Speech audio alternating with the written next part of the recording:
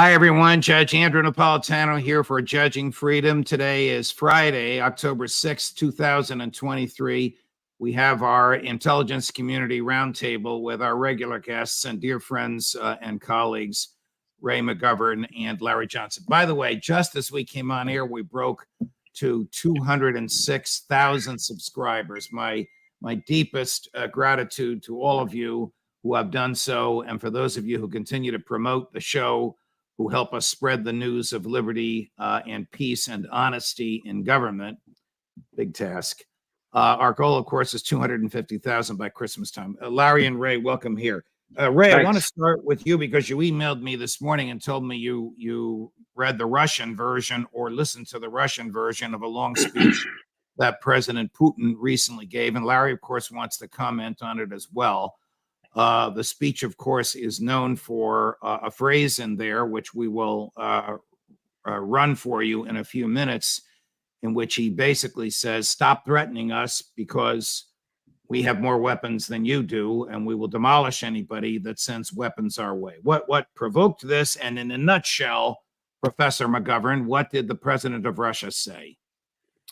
Well, he said that the notion that the West, the United States, should consider itself exceptional is exceptionally arrogant. He said that about 5 times in 7 different ways. And this is consistent with what he's been saying since the high point of U.S.-Russia relations, after Putin bailed Obama out by persuading Syria to destroy its chemical weapons. So we're going back to now September 2013. Now, you do the math. What is that? 10 years now? Now things have reached really abysmal part. And what Putin is saying, look, not only are do we have the high cards here, but we're going to abrogate our ratification of the test ban treaty. Because you all in the West, the United States, never ratified that. So why should we ratify it? We're unratifying it. Otherwise, what Putin said about Russia's nuclear posture was pretty much the same as the doctrine that they've espoused for years now. No change there. Larry, here's what President Putin said in the op-ed to which Ray refers. Very famous op-ed at the time that the New York Times ran. This is the concluding line. Forgive my eyes looking down. I want to read it precisely. All right. President Putin, quote, "It is extremely dangerous to encourage people to see themselves as exceptional, whatever the motivation. There are big countries and small countries, rich and poor, those with democratic traditions and those still finding their way to democracy. Their policies differ too. We are different, but when we ask the Lord's blessings, we must not forget that God created us equal." The president of Russia. Mm-hmm. Where does this American exceptionalism, we are better than they, we are greater than they, we can tell them how to live, where the hell does this come from? Somebody needs to send Vladimir Putin a memo and remind him that he's a godless communist. I mean, how dare he talk about God in this kind of way? Look, what he's saying is that when you start from the presumption that you're exceptional, that's really the foundation of a narcissistic personality. And whether we're talking about a narcissistic personality disorder in a person or in a nation, the effects are the same. And it means that you can do whatever you want without regard to the outcome or consequence, and others have to submit themselves to your will. What was fascinating about watching Putin's, it wasn't just the Val d'Is speech. I mean, he gave a speech at the outset. I think it went about 30, 40 minutes. But then he sat down on stage and took questions. And this was not like a Biden press conference where he's already been identified which ones to call on, and they've already been prepped about which questions to ask. It was a free-ranging discussion, and people really went over a variety of issues. And he held forth. He wasn't sitting there having to look at note cards. He wasn't having to go over talking points to say, what am I supposed to say on this? He was speaking extemporaneously, and it was impressive. And Gary, let's run one of those clips, the one with the so-called threat in it, the one we've called Putin Threatens.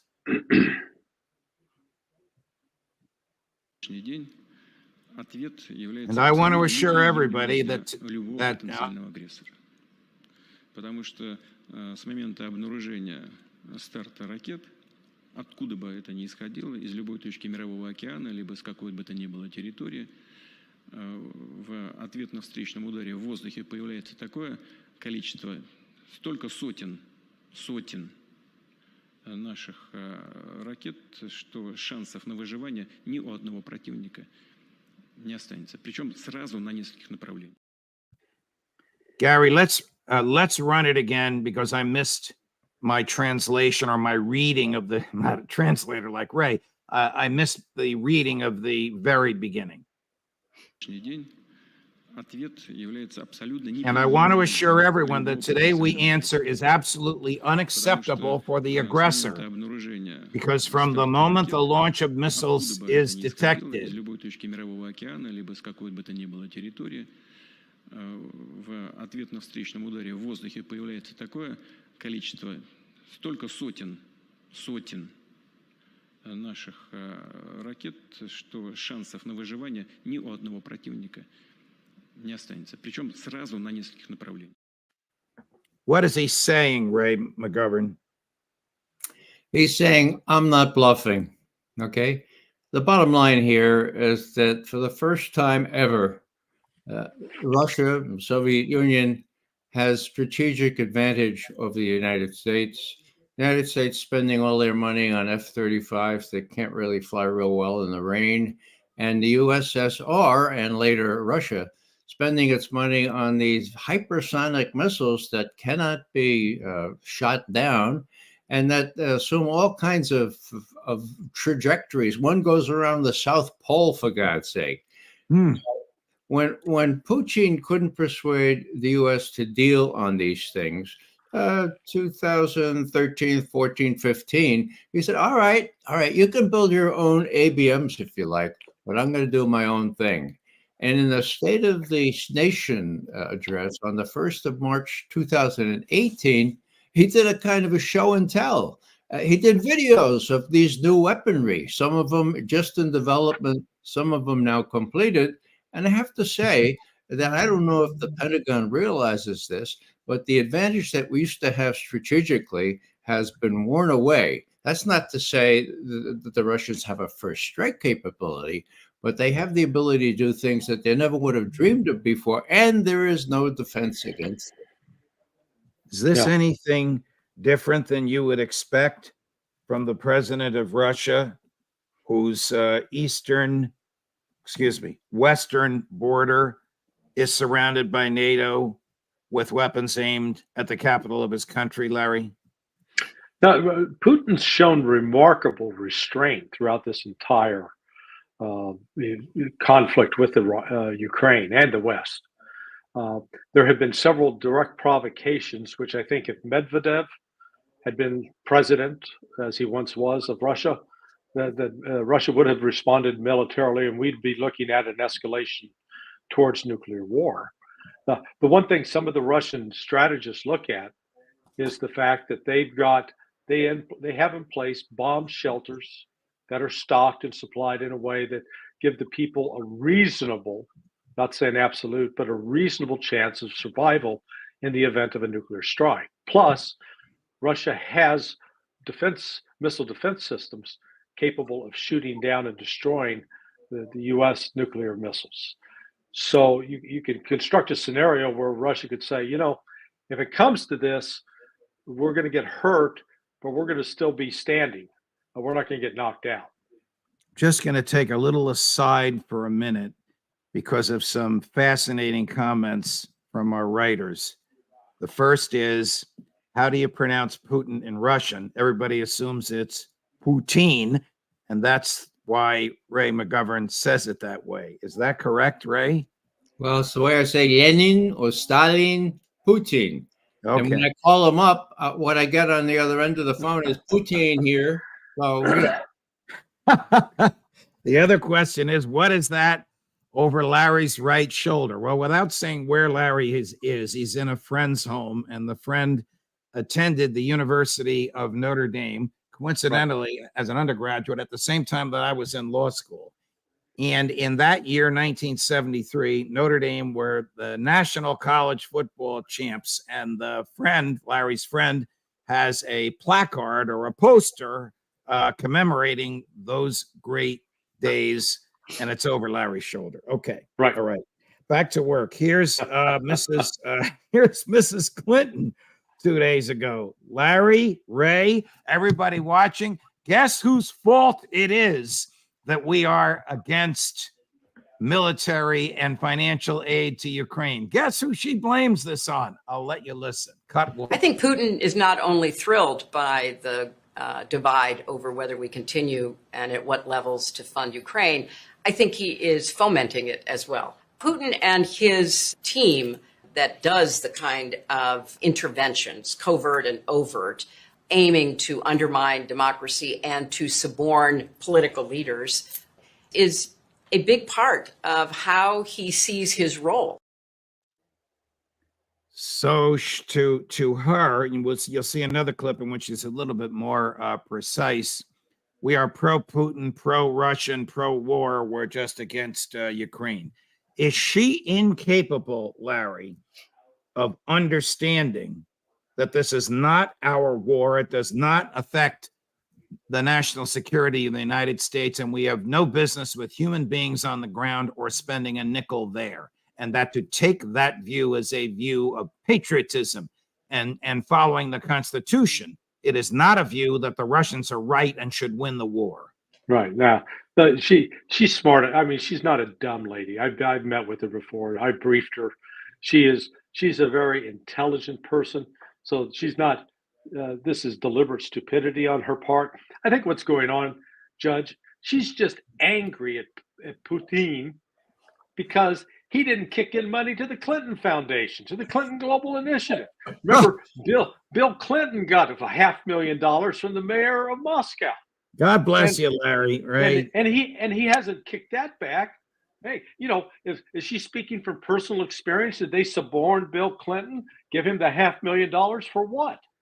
And her role in trying to, steer the uranium business into a way that would benefit the Clinton Foundation. I mean, come on. She needs to look in the mirror when they're talking about suborning other governments and pressuring other governments to do what interventions. It wasn't Russia that intervened in Libya and ended up killing Muammar Gaddafi. It was Hillary. It wasn't Russia that intervened in Syria and to help light off that civil war. It was Hillary. She got blood on her hands. Ray, I'm going to run another clip and we'll unleash you on this one. This is where she says the Ukrainians are not corrupt. Putin is. When I see people parroting Russian talking points that first showed up on Russia Today or first showed up in a speech from a Russian official, that's a big point scored for Putin. When I see Americans in positions of responsibility talking about how, we shouldn't support the people of Ukraine, they're corrupt. And talk about corruption, there is the master of corruption living in the Kremlin. Can you make out what she's even trying to say, Ray McGovern? Well, all I can say is pretty much what Larry said. She's got this thing about Vladimir Putin. And, it comes to the point where she blamed the January 6th demonstrations on Putin. Talking with Nancy Pelosi on this talk show. And she said, I'd love to have a tap on the phone of what Vladimir Putin was telling Trump to do there on January 6th. Okay. Now, this latest is really disturbing, actually, because she's got the support of the New York Times. Here's 2 days ago, the New York Times, okay? In 2016, Russia hacked and leaked Democratic National Committee emails that hurt Hillary Clinton's campaign and pushed a divisive message on social media. A bald-faced lie. The cyber firm that looked into that came up with the conclusion that there was no technical evidence that anyone hacked those DNC emails that were so prejudicial to Hillary. No one hacked them. It was a leak. It was a thumb drive it brought to Julian Assange. So now, how can the New York Times say this? Because it's been, 2 years, 24, it's been 41 months since that testimony by CrowdStrike was revealed to the media, and the New York Times just kept it suppressed. In other words, the New York Times lets everybody believe that the Russians hacked to help Hillary Clinton and brought us Donald Trump. A bald-faced lie proven by congressional testimony under oath. I'm getting buried by our commenters, some of whom are telling me they are throwing up just from hearing her voice. But I do appreciate the manner in which you decimated what you said. Here's another voice with which I don't think any of us is familiar. I don't know her name, but you'll see her in a minute. This is a member of the Ukrainian parliament acknowledging that the spring offensive has been a failure. Counteroffensive is going as planned. Is it going as planned? Well, as much as we can have it going as planned with the amount of weapons and the quality of the ammunition that we're getting. The steadier the deliveries and the bigger the deliveries of the armaments for Ukraine, the faster the counteroffensive can go. That's Problem the is general you've rule of regained, what, less than 1% of the ground that you lost before the invasion? Unfortunately, that is and the you only case. have like another month to go before... Another month or so before the cold and the winter. Before we comment, Gary, run the next one. Another clip from the same interview, a candid and direct acknowledgement that Russia's winning the war. Russia is winning the battle of a protracted conflict today. So they are winning? In terms of protracted conflict strategies that they're trying to impose on Ukraine and the world, unfortunately, we have to say that they are gaining the upper hand yet again. They have done this back in 2014. The lessons weren't learned. The aid was being delivered too slowly and at a non-stable rate. And this is the results that we are getting. The lessons weren't learned. The aid was delivered too slowly. The quality of the ammunition is not what we need. Do you believe this, Larry, as the public statement of somebody from the government? Yeah, no, I think it's refreshing to see that she's at least got a grip on reality. Look, one of the things that we've seen over the last month and a half, or 2 months, the Ukrainians shifted strategy. Before, they used to be hauled to the front in armored vehicles, Bradleys, and it was one of the primary means of conveyance. Those were blown up. So they decided, what we're going to come up with now is we're going to insert small groups of men on foot and have them walk to the front lines. And I've asked people, I said, have you ever carried an ammo box with 7.62 by 51 ammunition, which is what would normally be used in the rifles, the Soviet-made, Russian-made, Czech-made rifles that are being used? That weighs 40 pounds. And if you're firing on full automatic, you'll be through all that ammunition, which is about 500 rounds in 15 minutes, 20 minutes. So where do you get your next supply from? And let's don't forget, if you're walking forward to the front line, you might want a drink of water at some time. Well, carry a couple of gallons of water. You know how heavy that is? So what we're talking about is an impossible physical task that these men are being sent out just to be slaughtered. There's they have no viable strategy for prevailing using this tactic. Last topic, gentlemen. Ray, you participated in the highest level briefings of members of the government when you were in the intelligence community. Do you think the intelligence community has finally come around to the truth, the obvious, realistic truth that Ukraine cannot win this war, and that they are finally telling that to their bosses in the West Wing, at Langley, and in the Oval Office?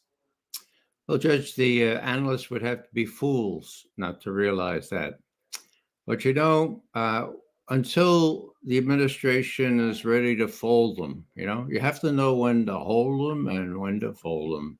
It's really difficult for the top brass in the CIA and elsewhere to tell, hey, Mr. President, this is a fool's errand. We got to make a deal. It's really hard. And I see what's his name, Bill Burns, and these other people are really just cogs in the wheel of this propaganda machine. And as long as Jacob Sullivan and Tony Blinken and what's her name, Newland, are running the show, intelligence analysts, because they've been ground down, will be reluctant to tell the truth. So somebody's got to tell Biden, look, now's the time to fold them. We'll work the best deal we can, but the Russians have the advantage conventionally. They also are threatening us now with a strategic situation that we're not used to, that hasn't really existed forever before. Larry, same question. Do you think the intelligence community is still reconfirming the pre-existing prejudices of the White House and the West Wing, or you think they're getting around to realism? Yeah, there's a split. There's a division. You're getting some of the same old from the Defense Intelligence Agency. As Cy Hirsch has reported, you're getting a completely different view out of the Central Intelligence Agency, and they're protesting or complaining that they're being ignored.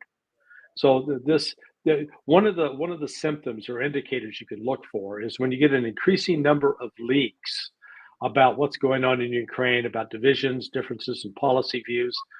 That's a sign of the fracturing, the unraveling of the policy. Because when there's concurrence on what's being done, you don't get the leaks. So these leaks are another indicator that sort of the avalanche has started. Ray. Here's something akin to a leak. David Ignatius, widely recognized as a CIA spokesman. Okay. 2 weeks ago, he said Biden shouldn't run again. Whoa. Yesterday, he said, well, it's a hard choice about Ukraine. Now, let me just stop you for a second. This is a columnist for the Washington Post whom those inside the Beltway know mouths writes whatever the CIA wants. Go ahead, Ray. That's exactly right. Yeah, he's like that PR person. Title, yesterday, a hard choice lies ahead in Ukraine. No more bragging about their winning, okay? But only the Ukrainians can make it. Payoff, last sentence. As a superpower, the U.S. can try to steer this conflict toward a settlement that protects Ukraine. Well, they're going to try to steer Ukraine, and if Zelensky doesn't go along, there'll be somebody else. But the end is near. It's not near enough, but the cutoff of supplies, not only the cutoff of supplies, there are no supplies to cut off, for God's sake. And the Europeans and U.S. has recognized the fact that they didn't expect a war with Russia. And so they don't have the ammunition, if you can believe it. Ray McGovern, Larry Johnson, thank you very much. Truly a great conversation. These just keep getting more informative and, candidly, from my perspective, more fulfilling, more enjoyable. Larry, tell your friend, go Irish. He'll know. Go Irish, yeah. He'll know what that means. Gentlemen, have a great weekend. We'll see you next week. Before I sign off at 3 o'clock Eastern today, Lieutenant Colonel Karen Kwiatkowski, and at 3:30 Eastern today, ask me anything you want about the subjects we've been discussing on air. Judge Napolitano for Judging Freedom.